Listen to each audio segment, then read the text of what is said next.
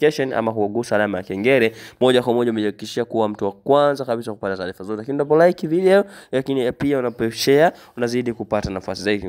Moja kwa moja bila kusahau ni kwamba timu mbalimbali zinakwenda kucheza michanange yao ya mwisho kuhakikisha kwamba wanakwenda kumaliza misimu yao katika michezo mbalimbali ambayo inaendelea kulindima katika viwanja vyote hapa duniani kwa ujumla. Kwa hiyo moja kwa moja sisi tuko hapo kwa ajili ya kuhakikisha kwamba upitwi na taarifa zote ambazo zitaelekea katika mitanange hiyo ambayo inalindima katika viwanja tofauti. Nini maoni yako kuhusu katika mitanange hii? Wewe tuwekee kwenye comment hapo chini, na kama ndio mara ya kwanza utana video hii, basi usisahau kusubscribe, like, share pamoja na kucomment katika channel hii ya Hashim Online TV. Hapo pamoja kwa moja ukishafanya hivyo, unaweza kushare na wengine waweze kupata taarifa zote ambazo zinahusu mitanange hiyo mbalimbali inaendelea kuendima katika viwanja tofauti. Kwa wale ambao wameshagusa alama subscribe, kama kuhakikisha kwamba hawapitwi na taarifa zote. Kumbuka baada ya hapa ilikuwa ni break fupi kutoka katika michuano mbalimbali duniani inaendelea kulindima kwa upande wa timu za taifa. Kwa hivi sasa timu zote zimeweza kurejea kuhakikisha kwamba zinakwenda kukamilisha ule mzunguko ambao umeweza kusalia katika michezo yao kadhaa ambayo imeweza kubaki